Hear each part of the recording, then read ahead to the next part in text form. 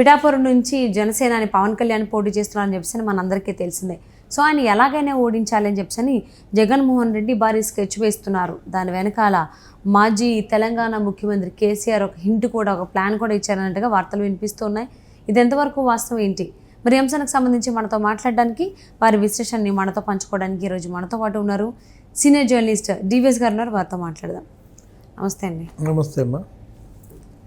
పిఠాపురం నుంచి జనసేనని పవన్ కళ్యాణ్ ఓడించాలి అని చెప్పేసి జగన్మోహన్ రెడ్డి భారీ ప్లాన్ వేస్తున్నారు అని టాక్ వినిపిస్తోంది. సో దీని వెనకాల ఏం చేయాలి, ఏం చేయకూడదు, ఎలా చేయాలి అని కేసీఆర్ హింట్ ఇచ్చారన్నట్టుగా కూడా వార్తలు వినిపిస్తున్నాయి. వీటిలో వాస్తవం ఎంతవరకు ఉంది అంటారు? మండు టెండల్లో పవన్ ఫీవర్, పవన్ మేనియా జగన్మోహన్ రెడ్డిని పట్టి పీడిస్తుందన్నమాట. వైఎస్ఆర్ కాంగ్రెస్ పార్టీకి ఇప్పుడు ఈ ఎండల్లో వచ్చిన జ్వరం పవన్ జ్వరం. ఎట్లా పవన్ కళ్యాణ్ని ఓడించాలా ప్రకటించాడు పవన్. ఎక్కడికంటే చేస్తున్నానని పిఠాపురంలో అతను మరి 1,00,000 ఓట్ల మెజార్టీ టార్గెట్ పెట్టుకున్నారు. ఒకవైపేమో భారీగా డబ్బు దించుతున్నారు, మరోవైపేమో భారీగా కాపు నాయకులందరినీ మోహరిస్తున్నారు. ఎట్టి పరిస్థితుల్లో పవన్ కళ్యాణ్ అసెంబ్లీలో అడుగు పెట్టడానికి వీల్లేదు అనేది జగన్ టార్గెట్గా కనపడుతుంది. ఇప్పుడు నువ్వు అన్నదేంటి, కేసీఆర్ ఏదో వ్యూహం జగన్మోహన్ రెడ్డికి ఇచ్చాడు పవన్ని ఓడించడం కోసం. గతంలో తను రేవంత్ రెడ్డిని ఎలా ఓడించాడు 2018లో. ఏంటి ఆ వ్యూహం? కొడంగల్ వ్యూహం పిఠాపురంలో అప్లై చేయమని కేసీఆర్ ఇప్పుడు ఇచ్చిన సలహా కాదులే, అది గతంలో ఇచ్చిన సలహా అయి ఉంటుంది. ఎప్పుడు ఆయన ఆ తుంటి ఇరిగి హాస్పిటల్లో ఉన్నప్పుడు పలకరించడానికి జగన్మోహన్ రెడ్డి వచ్చినప్పుడు పవన్ కళ్యాణ్ని ఓడించడం ఎలా ఏంటి అన్న క్వశ్చన్ మనాడు అడిగితే ఆయన ఇచ్చిన సలహా అయి ఉండొచ్చు. ఇప్పుడు లేటెస్ట్గా సలహాలు ఇచ్చే పరిస్థితిలో కేసీఆర్ ఉన్నాడంటావా? లేడు కదా. ఆయన ఆల్రెడీ ఆయన కూతురు విషయంలో ఆయన చాలా ఇబ్బంది పడుతున్నాడు. ఇలాంటి పరిస్థితుల్లో జగన్మోహన్ రెడ్డి ఫోన్ చేసి సలహా అడిగితే నీకు ఎట్టుంటుంది? ఇప్పుడు అది కాదు కదా. కాబట్టి ఇప్పుడు వచ్చిన సలహా కాదు, ఇది పాత సలహాయే. ఆ రోజు రేవంత్ రెడ్డిని ఓడించడం కోసం కొడంగల్లో 100 కోట్లు మోహరింపజేశారు. ఇక విపరీతంగా పంచిపెట్టారు, రేవంత్ రెడ్డిని ఓడించారు.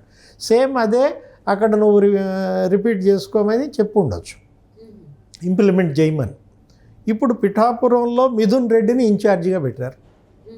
పెద్దిరెడ్డి మిథున్ రెడ్డి అంటే నీకు మిథున్ రెడ్డి పెద్దిరెడ్డి అది నీకు 35,000 కోట్లు గుర్తొస్తుంది. ఏది రామచంద్ర యాదవ్, పెద్దిరెడ్డి రామచంద్రారెడ్డి అక్రమార్జన మీద సిబిఐ ఎంక్వైరీ అడిగాడు కదా. అది పెద్ద స్కామ్. మైనింగ్లో, విద్యుత్ ప్లాంట్లలో, ఇరిగేషన్ కాంట్రాక్ట్లలో, పవర్ ప్లాంట్లలో వీళ్ళు 35,000 కోట్లు సంపాదించారని సిబిఐకి పెట్టారు. అలాంటి పెద్దిరెడ్డి మిథున్ రెడ్డిని దించాడు ఎవరికి?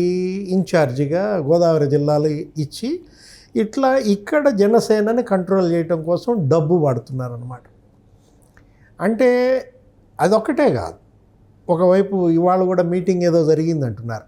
కన్నబాబు, తర్వాత దాడిశెట్టి రాజా, ఈ కాపు నాయకులందరినీ కూడా అక్కడ తీసుకొచ్చి ఎలా అయినా సరే పవన్ కళ్యాణ్ని ఓడించాలి. ఇప్పుడు ముద్రగడ పద్మనాభం గారిని వైసీపీలో చేర్చుకున్నారు. అవును, అంటే పవన్ కళ్యాణ్కి అపోనెంట్గా వంగాగీతను తీసుకొచ్చారు. వంగాగీతకి సపోర్ట్ చేయడానికి ముద్రగడని పిలిపిస్తున్నారని వార్తలు వస్తున్నాయి. అంటే పవన్ కళ్యాణ్కి ఓడించడానికి ఇన్ని ప్లాన్స్ వేసుకోవాలా వాళ్ళకి అంత ఈజీ కాదా? పవన్ కళ్యాణ్ నిన్న సభలో చెప్పారు ఏమని, ఓటుకు 1,00,000 ఇవ్వడానికి కూడా జగన్మోహన్ రెడ్డి సిద్ధంగా ఉన్నాడు నన్ను ఓడించడం కోసం. 1,00,000 ఓట్ల మెజార్టీతో మీరు నన్ను గెలిపించి అతనికి తిరుగులేని గుణపాఠం చెప్పండి. కాపులు ఇవాళ పెద్దన్న పాత్ర పోషించాలి, అన్ని కులాలను కలుపుకుపోవాలి అని చెప్పి పిలిపించారు. మనం చూసాం ఏది పవన్ కళ్యాణ్ మాటలు. ఇలాంటి పరిస్థితుల్లో ఇవాళ మరి కాపులు జగన్మోహన్ రెడ్డి స్కెచ్కి బలవుతారా? అంటే జగన్మోహన్ రెడ్డి ఇక్కడ అనుసరిస్తున్న వ్యూహం ఏంటయ్యా అంటే కాపుల వేళ్లతో కాపుల కళ్ళు పొడుస్తున్నాడు. కాపుల వేళ్లతోనే కాపు కళ్ళు పొడిచే కుట్ర. ఎలా? వంగా గీతను, ముద్రగడ పద్మనాభాన్ని, ఈ కన్నబాబుని వీళ్ళందరినీ ఉపయోగించి అక్కడ కాపుల ఓట్లలో చీలిక తీసుకొచ్చి పవన్ కళ్యాణ్ ఓడించాలనుకుంటే మరి కాపులంత పిచ్చోళ్ళ, వాళ్ళు జగన్ ఉచ్చులో పట్టడానికి వాళ్ళు సిద్ధంగా ఉన్నారా? ఇవాళ కాపుల రాజ్యాధికారం అనేది అది ఇవాల్టి కల కాదు. ఏది కొన్ని దశాబ్దాల నుంచి కాపులు రాజ్యాధికారం కావాలనుకుంటున్నారు, కానీ అనైక్యత అక్కడ ఒక శాపంగా మారింది. Mega family Chiranjeevi Prajarajyam party పెట్టినప్పుడు ఒక ఊపు వచ్చింది. ఒక కాపులే కాదు, అన్ని కులాల వాళ్ళు ఆ రోజు చిరంజీవి వెంట ర్యాలీ అయ్యారు. కళా వెంకట్రావు గారు వీళ్ళందరూ చేరారు అప్పట్లో ప్రజారాజ్యంలో. దేవేంద్ర గౌడ్ కూడా ఇక్కడ తెలంగాణలో చేరాడు. బీసీలు నీకు దగ్గర 100 సీట్లు ఇస్తానని చెప్పి నీకు 80 సీట్లు పైన ఇచ్చాడు. అటు బీసీ ఇటు కాపు రెండింటినీ 2 కళ్ళుగా తీసుకుని పాపం ప్రజారాజ్యంతో ఆయన ముందుకెళ్తే 18% ఓట్లు వచ్చాయి. 18 సీట్లు కూడా కొట్టాడు. కానీ ఆయన పార్టీని నిలబెట్టుకోలేకపోయాడు.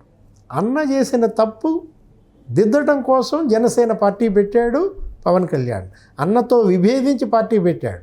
అనేక సార్లు పవన్ కూడా అదే విషయం చెప్పాడు. నా అన్ననే నేను ఎదిరించాను ఈ పార్టీ నిలబెట్టడం కోసం అంటూ ఇవాళ జనసేనను నిలబెట్టుకోవాల్సిన బాధ్యత పవన్ కళ్యాణ్ పైన ఉంది, కాపు సమాజం పైన కూడా ఉంది. ఇది ఎందుకంటే ఇక ఇది ఆఖరి ఛాన్స్. ఇప్పుడు గనక జనసేనని గెలిపించకపోతే ఇంకా వీళ్ళకి రాజ్యాధికారం అనేది మృగ్యం. ఎందుకంటే చిరంజీవి ఎపిసోడ్ ఒకటి ఫెయిల్ అయింది.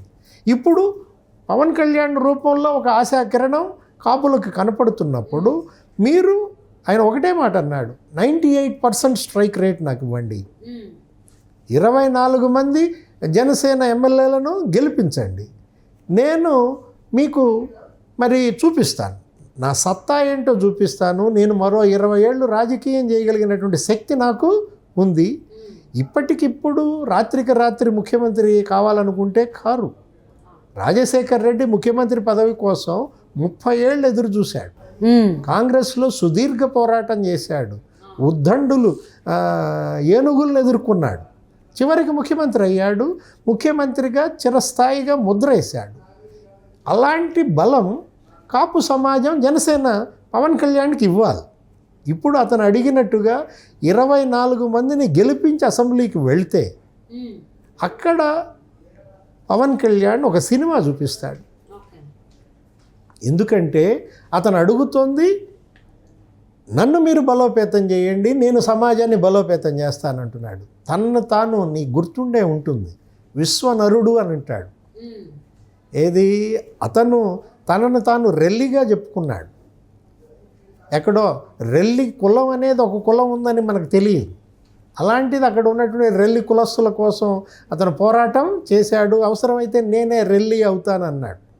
అలాంటి పవన్ కళ్యాణ్ ఇవాళ అతను పరుగు తీస్తున్నాడు. ఆ పరిగెత్తే పవన్ కళ్యాణ్ కాళ్ళ దగ్గర కట్టె పెట్టకూడదు.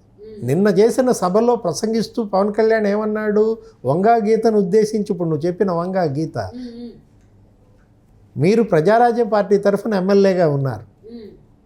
గతంలో మీరు పిఆర్పి చిరంజీవి తరఫున మీరు ఎమ్మెల్యేగా గెలిచారు. ఈ కన్నబాబు అనే అతను కూడా అంతే, పిఆర్పి తరఫున ఎమ్మెల్యే. ప్రజారాజ్యం లేకపోతే చిరంజీవి లేకపోతే వీళ్ళు ఎక్కడున్నారు? ఇవాళ వీళ్ళు చిరంజీవి ఆరోగ్యంతో ప్రజారాజ్యం ద్వారా ఎమ్మెల్యేలుగా అయినటువంటి వాళ్ళు ఇవాళ జగన్మోహన్ రెడ్డి చెప్పు చేతల్లో ఉండి జనసేనని అడ్డుకోవాలనుకోవటం మాత్రం ట్రాజడీ. దానికోసం విజ్ఞప్తి చేశాడు. వంగా గీతని జనసేనలోకి ఆహ్వానించాడు. ఇప్పుడు అక్కడ ఉన్నటువంటి ఆ లోక్సభ పోటీ చేసే చలమలశెట్టి సునీల్ అతను కూడా పిఆర్పి తరఫున పోటీ చేసిన వాడే. ఓకే.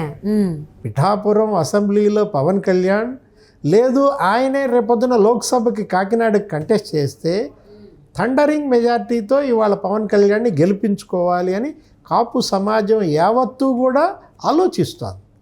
ఓకే. అది తెలిసే జగన్మోహన్ రెడ్డి అస్త్రం వదిలాడు. ఏది? ఈ డబ్బు అస్త్రం. అవును. మరి పిఠాపురం నుంచి పవన్ కళ్యాణ్ని ఓడించడానికి చాలా ప్రయత్నం చేస్తున్నారు జగన్మోహన్ రెడ్డి. మరి ఆ ఫలితాలు తగ్గుతాయానికి విఫలం అవుతారా అనేది చూద్దామండి. And thank you so much for spending your valuable time with us, DVS గారు. నమస్తే.